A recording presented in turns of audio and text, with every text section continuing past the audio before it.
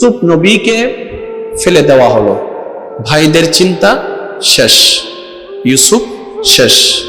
আল্লাহ পাক বলে যে আমি যাকে বাঁচাই মারবে কে তাকে? আমি যার দায়িত্ব নিব কে টোকা লাগাবে তার কাছে? এবার সেই ইউসুফ নবী পড়তে আছেন কুফের মধ্যে। আল্লাহ জিব্রাইলকে বললেন, জিব্রাইল দ্রুত গতিতে যাও, ইউসুফের দেহ মাটিকে স্পর্শ করার পূর্বেই তুমি সিদরাতুল মুনতাহা থেকে লক্ষ কোটি অগণিত মাইল দূর থেকেই সেকেন্ডের ভিতর সেখানে চলে যাও। ইউসুফের দেহ মাটিকে স্পর্শ করার আগে তুমি ওকে কোলে নিয়ে ফেলো। যেই বলা সেই কাজ, বললে বলাকে কুন ফায়াকুনের অধিকারী রব্বে করিম। ইউসুফ নবী চলে আসলেন, কোলে নিয়ে নিলেন। মনোযোগ আছে আপনাদের? ইউসুফ নবীকে কোলে নিয়ে নিলেন। এইবার সেই ইউসুফ নবীর জীবনে এমন এমন ঘটনা ঘটলো যে কেউ বলবে কিচ্ছু হবে না, ওনারা দিয়ে কোনো কিছুই হবে না। বাজারের মধ্যে ওনাকে বিক্রি করার জন্য তুললেন। বাস্তবতায় বলছে, বাহ্যিক দিক বলে ওনার লাইফ তো শেষ। রব বলে যে আমার হিকমত তোমরা বুঝবা না, তোমরা নেগেটিভ দেখে নেগেটিভ বিবেচনা করো, আর আমি রব অনেক নেগেটিভের ভিতর থেকে পজিটিভটাকে বের করে আনি। বান্দা তোমরা তো সেগুলা বুঝবা না, বুঝার জ্ঞানও তোমাদের নাই, ভাবনার সময়ও নেই। তো একটা কাজ করো না, তোমরা শুধু আমার সিদ্ধান্তে সন্তুষ্ট থাকার শিখে যাও। আমি যা করি তাতেই সন্তুষ্ট থাকো। আমি হা করলেও সন্তুষ্ট থাকো, না করলেও সন্তুষ্ট থাকো। আমি পক্ষ করলেও সন্তুষ্ট থাকো, আমি বিপক্ষে করলেও সন্তুষ্ট থাকো। তোমার পক্ষে আসলেও সন্তুষ্টি থাকো, বিপক্ষে গেলেও সন্তুষ্টি থাকো। তোমার মন মতো হলেও সন্তুষ্টি থাকো, বিপক্ষে গেলেও সন্তুষ্টি থাকো। তোমার কাজ শুধু আমি রবের উপর সন্তুষ্টি থাকা। তুমি যদি সেটা করতে পারো, আমি আল্লাহ সেখান থেকে নিয়ামতের ব্যবস্থা করে দেব। সিস্টেম এটা, সিস্টেম। এখন এইটা ছাড়া দ্বিতীয় কোনো রাস্তা আপনি মানেন কিংবা না মানেন, রাস্তা এটাই। এবার বাধ্য হয়েও যেহেতু আমাদের এই দিকেই যেতে হবে, চলেন না একটু প্রেম নিয়ে যাই। বাধ্য হয়ে যেহেতু যেতে হবে, ওইটা তো আল্লাহ পছন্দ করে না। আল্লাহ চাই আমার বান্দারা প্রেম নিয়ে, ভালোবাসা নিয়ে আমার দিকে এগিয়ে আসুক। সুবহানাল্লাহ। ভাইজান একটু মনোযোগ। ইউসুফ নবী ধৈর্য ধরতে লাগলেন। হাজার মানুষ হাজার কথা বলতে লাগলেন, ধৈর্য ধরতেই লাগলেন। ওনাকে বিক্রি করার জন্য বাজারে তুললেন, উনি ধৈর্য ধরতে লাগলেন। ইউসুফ নবী, আপনার কি মনে কষ্ট হয় না? আপনার কি মন খারাপ লাগে না? আপনার কি অপমান লাগে না? ইউসুফ নবী বলে, আমার সবকিছু তো আমি রবের নামেই কুরবান অনেক আগেই করে দিয়েছি। সুবহানাল্লাহ। আমি তো আমার জীবনকে রবের উপর এমন ভাবে ছেড়ে দিয়েছি, ইয়া রব, তুমি দিলো আলহামদুলিল্লাহ, তুমি না দিলো আলহামদুলিল্লাহ। আমার কোনো আপত্তি আফসোস বলতে কিছু নেই মাওলা। তুমি আমাকে যেভাবে রেখে খুশি, আমি ইউসুফ সেভাবে থেকে খুশি। এবার ইউসুফ নবী ওনার দায়িত্ব পালন করছে কি করে নাই? জোরে বলেন। ইউসুফ নবী কোনো আপত্তি জানাইছেন? একটু আওয়াজ দিলে আমি খুশি হব। ইউসুফ নবী কোনো আপত্তি জানিয়েছেন? কোনো আফসোস জানিয়েছেন? কোনো হাই হুতাশ জানিয়েছেন? এবার রব্বে কারীম ওনার ধৈর্যটা দেখতে লাগলেন, দেখতে লাগলেন, দেখতে লাগলেন, দেখতে লাগলেন, দেখতে লাগলেন। একদিন যায়, এক মাস যায়, এক বছর যায়, 2 বছর যায়। নির্দিষ্ট সময় যাওয়ার পরে রব্বে কারীম বলে, ও ইউসুফ, ধৈর্যের ফল মিষ্টি হয় জগৎ জানে। এখন যদি সেটা আমি না দিই, জগতের সামনে কথাটা মিথ্যা হয়ে যাবে। আমি সেটা মিথ্যা হতে দিব না। তোমার জীবনের অনেক কষ্ট, অনেক অপমান, অনেক কিছু তুমি সহ্য করেছো। আজকে নাও, ফল নেওয়া শুরু করো। আমি আল্লাহ তোমাকে রাজত্ব দান করে দিলাম। কোথায়? বাজারে বিক্রি হওয়া মানুষ চলে গেছে রাজত্ব করতে, বাদশাহী করতে। এক সময় যাকে অ্যারেস্ট করেছে, আজকে ওনার হুকুমে অ্যারেস্ট করা শুরু হচ্ছে। এক সময় যারা ওনাকে এমন ভাবে তাকিয়েছে, এখন ধরে। এবার যারা ইউসুফ নবীর প্রথমের জীবন দেখে ভেবেছিল ওনাকে দিয়ে কিচ্ছু হবে না, ওনার জীবন শেষ, ওই ভাইগুলা আসলো। ভাইগুলা এসে আল্লাহ এমন একটা সিচুয়েশন তৈরি করে দিলেন যাকে হত্যা করতে চেয়েছে ওনার মাধ্যমে ওই ভাইদেরকে আল্লাহ বাঁচাইয়ের ব্যবস্থা করে দিয়েছে। জীবনের একটা সময় ওই ফেলে দেনওয়ালা ভাইগুলো আসলেন ইউসুফ নবীর কাছে, এখন লজ্জায় তো কিছু স্বীকারও করতে। ইউসুফ নবী যখন ছোট ছিল ভাইগুলো আমাকে কোথায় ফেলে দিয়েছে, আর মনে মনে মনে করছে মরে গেছে, মনে মনে মনে করছে। বাস্তবতা দেখলো ইউসুফ বেঁচে আছে। এখন কোনো না কোনো কারণে যদি ইউসুফ তার বাদশা, ওনারা হচ্ছেন প্রজা, এখন বাড়িটার সামনে গেলে কেমনে যাবে? আচ্ছা, ইউসুফ নবীর জায়গায় যদি আপনি থাকতেন কি করতেন? আইসোস না তোরা, তোরারে তো আইদি ক্ষমতা তাইয়ের প্রথম হাসকি করতে উত্তরানি অমুক অমুক অমুক অমুক না আমার হন্ডা আছে মিশর কয় বাইরের ঘর লয় তারা 146,000 ঘর, মাথো না মাথো না। কিন্তু ইউসুফ নবী সেটা করেননি। কেন জানেন? উনি আল্লাহর বান্দা ছিলেন। আমার কথাটা একটু খেয়াল করবেন, উনি আল্লাহর বান্দা ছিলেন। এবার কোনো না কোনো কারণে সেই আসামিগুলা, সেই দোষীগুলা আসলেন, মাথা আর তোলে না, কারণ নিজের ভিতরের মনুষ্যত্বটা মাথা নিচু করে রেখেছে লজ্জাবোধের কারণে। আমি ওরা হত্যা করতে চাইছি, কত অত্যাচার করছি, ঘর থেকে বের করে দিছি, বাবা থেকে দূরে করে ফেলছি, সি সি সি সি সি কেমনে করলাম, গিল্টি ফিল হচ্ছে। ইউসুফ নবী জেনেও না জানার ভাব করে আছেন। ও ইউসুফ নবী সাজা তো দিচ্ছেন না, ভালো কথা। তাদেরকে ফাঁসিতে ঝুলাই দিচ্ছেন না, কতল করছেন না, ভালো কথা। আপনি বলছেন না কেন? ইউসুফ নবী বলে, আমার আল্লাহ দোষ গোপনকারীকে ভালোবাসে, দোষ গোপনকারীকে ভালোবাসে। মানুষকে বেইজ্জত করা, অপমানিত করা, গোপন খবর প্রকাশ করা, এই মানুষের সামনে লাঞ্ছিত করা আমার রব পছন্দ করে না। সুতরাং রব যেটা করে না, আমার মন চাইলেও আমি সেটা করতে পারবো না, কারণ আমি রবের বান্দা। কাউকে বুঝতে দেয় নাই, কাউকে বুঝতে দেয় নাই, কারণ উনি আল্লাহর বান্দা ছিলেন। সুবহানাল্লাহ বলেন। আমি বলছি শুধু আমরা যেন নিজের জীবনের সাথে একটু কানেক্টেড করার চেষ্টা করি। এবার আসুন হযরত মূসা আলাইহিস সালাম, না সুবহানাল্লাহ বেরাই দন্নি একবারে গরজাইর হইন এন্ডাকা হইতেন 3-4 জন হওয়ার আর গুণ না হওয়ার। আচ্ছা ঠিক আছে, আমি শেষ করে দিস না, ওনারা বিরক্ত কিন্তু আমি বুঝিস বাবু 2টা বাজে কি সারা 12টা এই গরিব 70 ধরে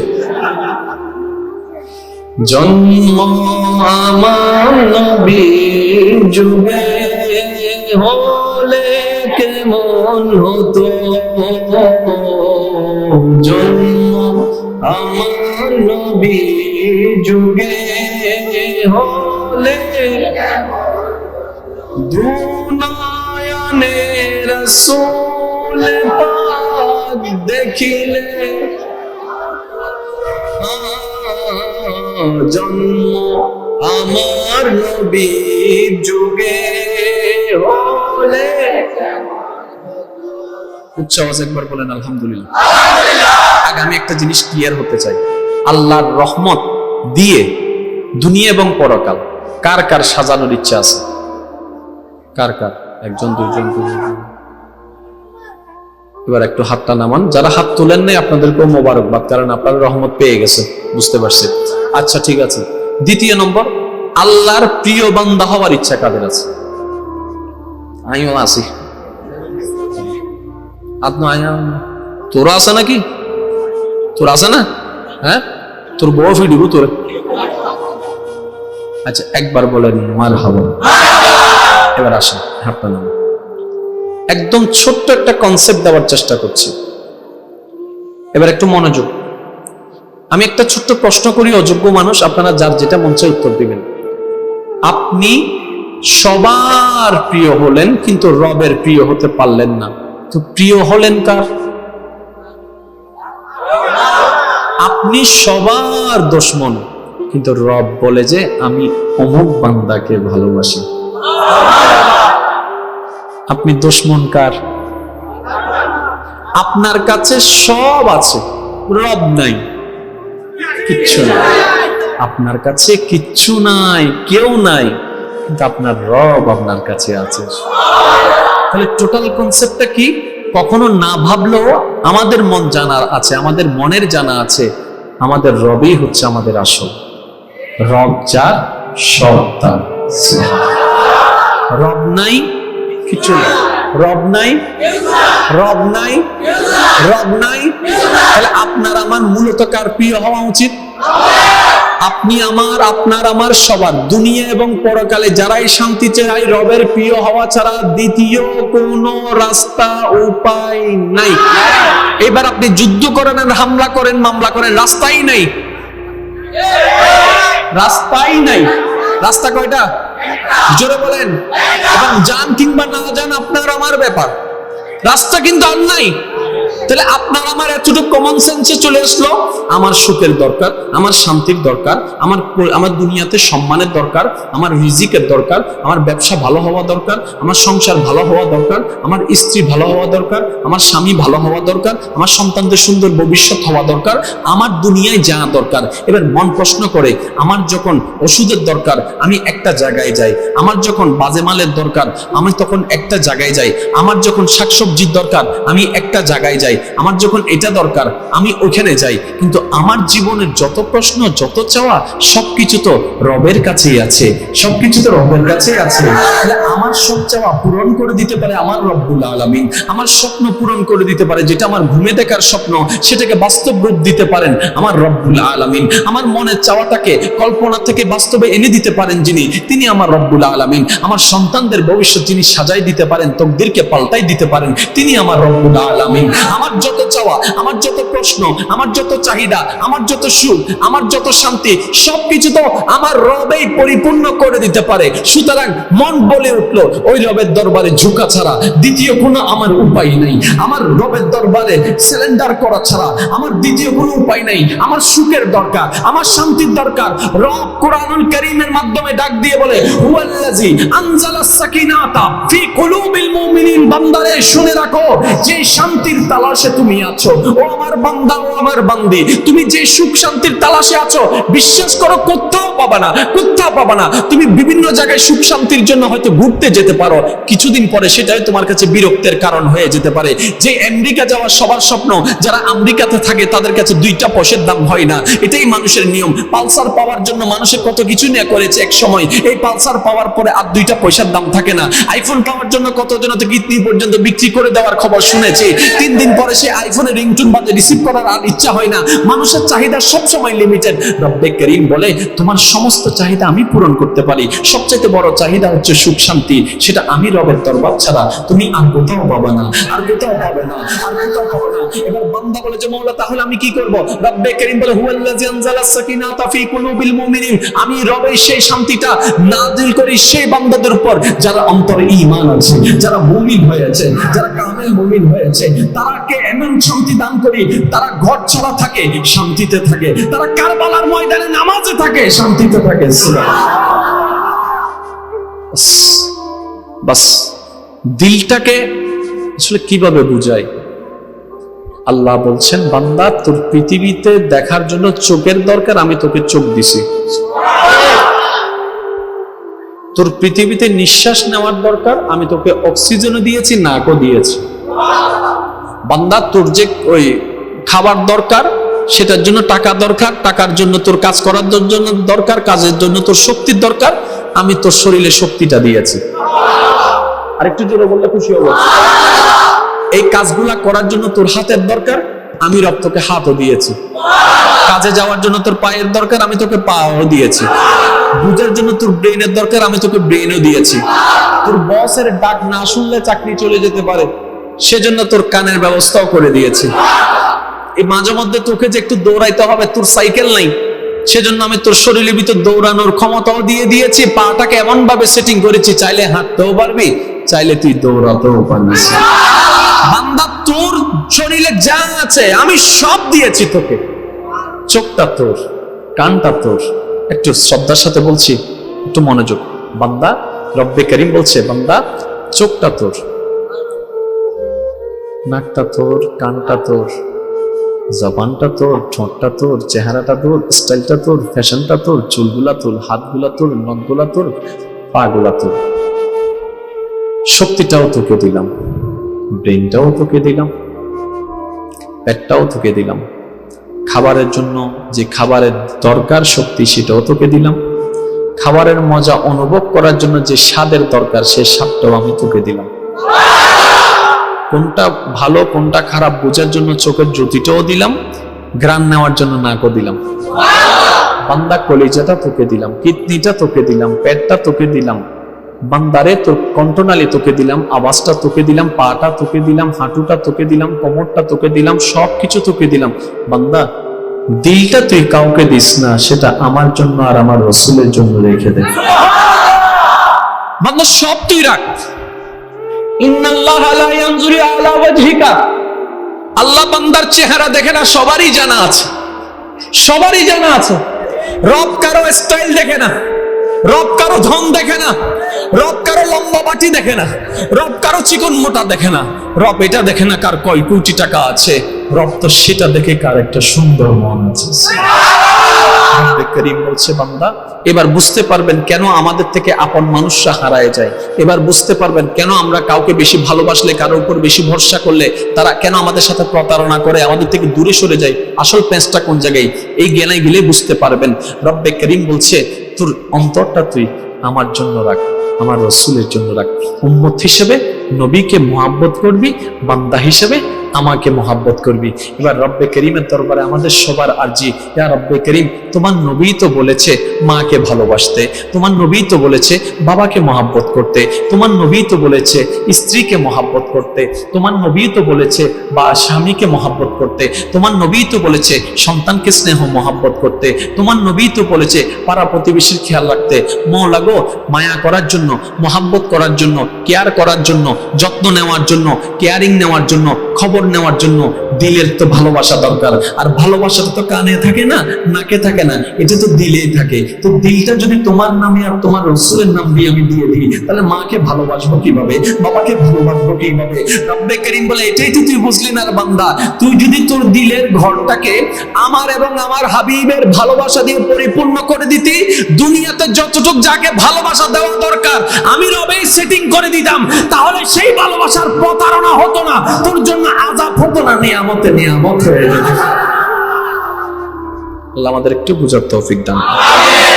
অনেক দৌড়িয়েছি আমরা, অনেক অনেক অনেক দৌড়াইছি, কিন্তু ওই মনে করেছি আমরা ডেস্টিনেশন ঠিক করে দৌড়াইছি, মূলত কিন্তু আমরা কেউ ডেস্টিনেশন ঠিক করে দৌড়াইনি। মাঝে মধ্যে ডেস্টিনেশনে হতা কি হইতাম, গুগল ম্যাপ দিলেও মাঝে মধ্যে উল্টো দেখায়।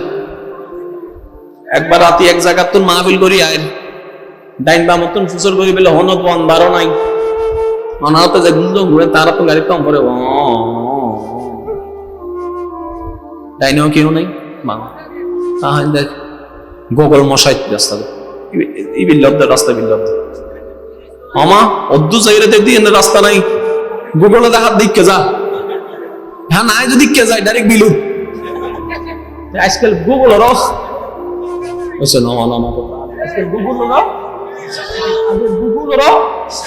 বিশ্বাস নাই, জ্ঞানও কিছু লাগাইব এদিনের পর তো নাই গুগল মামার কেন বিশ্বাস করি, শহর এলাকার বিশ্বাস করি, কিন্তু আয় গ্রাম অঞ্চল গেলে গুগল মামারা হইতে না তোরে 3 তালাক তুই দূরে যা। আল্লাহ আমাদের সবাইকে বুঝার তৌফিক দান করুন। হয় না আর একটু জোরে।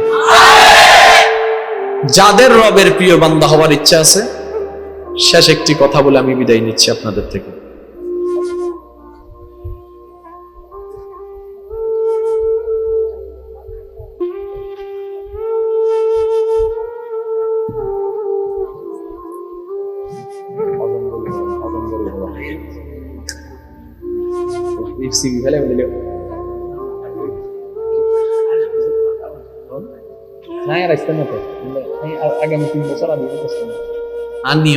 একবার আয় দি ফল মানুষ একবার আয় দি হবার হবার নূরওয়ালা नूर लेकर आया है सारे आलम में, देखो कैसा नूर छाया है। अस्सलातु वस्सलामु अलैका या रसूल अल्लाह, अस्सलातु वस्सलामु अलैका या উচ্চ আওয়াজ একবার হন মারহাবা। আল্লাহর প্রিয় বান্দা হওয়ার ইচ্ছা আছে? সবাইকে বলছি আল্লাহর প্রিয় বান্দা হওয়ার ইচ্ছা আছে? তাহলে কোরআনের একটা শব্দ, কোরআনকে জিজ্ঞেস করেন কোরআন কি করব, বলে যে সিবগাতাল্লাহ, আল্লাহর রঙে রঙিন হয়ে যাও। আল্লাহর রঙে রঙিন আরা কেন হইতাম?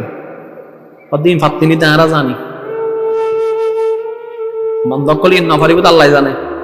আল্লাহ কি বলছেন? সিবগাতাল্লাহ, আল্লাহর রঙে রঙিন হও। কিরকম? সূর্যের আলো ছাড়া কোনো বীজ বড় হয় না, সূর্যের আলো ছাড়া কোনো গাছ বড় হবে না। গাছ যদি বড় না হয় ফলও ধরবে, ফল যদি না হয় আম খেতে পারবেন? এবার আপনি একটু খেয়াল করে দেখুন তো, এই সূর্যের আলোটা কি আল্লাহ শুধু মাননেওয়ালার জন্য দিয়েছেন নাকি সবার জন্য? আপনিও সবার জন্য হয়ে যান। নো বুঝন, নো বুঝন। আবার হই, একদল রবকে মানে, আরেক দল রব মানে না। তো সূর্যটা কার? আল্লাহ পাককে সূর্য বলে, মওলা আমি তাদেরকে আলো দিব যারা তোমাকে মানে, আমি তাদেরকে আলো দিব না যারা তোমাকে মানে না। রব বলে যে আনার রহমান, আমি সবার জন্য, আমি সবার জন্য, মাননেওয়ালাকেও দিব, না মাননেওয়ালাকেও দিব। এবার আপনি আপনার জীবনকে প্রশ্ন করুন, যখন লাকিজটা খোলেন কারে কি দেন? ওদুনুর তো ডাইরেক্ট চকলেট দিয়ে বুঝবানে গেলা দেয় হাগু, আরও খুশি হয়ে যাবি না, বিমান সরে শীতে চকলেট চিহ্ন মাত্র দেখো না। আর জিমের বেড়া হাসরি বেলা হবে ওইটা হ রাতে কুল্লুম দে তোমার গে না মাথা গারে তোমার বিন আলাদা নিজের ফোয়ারা হবে। এই মনে করো ওই বাইনে টাইনে আছে, বাইক আছে, এটার সামনে ব্যাগে ঢুকুন পরিবে না, তোমরা কিছু নোয়ানি টাইম নাই। পরের দিন দেখা দিতে মাইফোন কিনে আর আব্বু দিয়ে দে কুসনি গোফনে গোফনে মাতো না, মাতো না। ওই বালাইয়ান তুলিরাই বুধ আফন অল্লাই আর জোন কেন হন হাত দিদি হাগো জোনা, ঠিক না? কি বললে সিস্টেম হারাপ, এটা রবের সিস্টেম নয়। আপনি যদি রবকে খুশি করতে চান রবের সিস্টেমে চলতে হবে। রব কি করছেন? মাননেওয়ালাও ধান দিচ্ছেন, না মাননেওয়ালাকেও ধান দিচ্ছেন। মাননেওয়ালার জন্য সূর্য, না মাননেওয়ালার জন্য সূর্য। সুবহানাল্লাহ বলেন না? নিয়ামত সবার জন্য। এবার বান্দা বলে আমি তোমার প্রিয় হতে চাই, রব বলে আমার রঙে রঙিন হও। ইয়া মাওলা কিভাবে? রব বলে যে তোমার আপনের জন্য যতটুক করো, আমার দিকে তাকিয়ে তোমার দুশমনের জন্য তার চাইতে আরো বেশি করা শুরু করেছে। এবার সত্যি করে একটা কথা বলেন, সর্বক্ষমতার মালিক কে? আল্লাহ। সেকেন্ডের আগে সব উল্টাই দিতে পারেন কে? আল্লাহ। কিন্তু এই জমিনে দাঁড়িয়ে একজন বলেছিল আমি শ্রেষ্ঠ প্রভু। জমিন বলে যে আল্লাহ একবার হুকুম দাও, তাকে এখন দোষে নিব। রব বলে যে না, অপেক্ষা করো।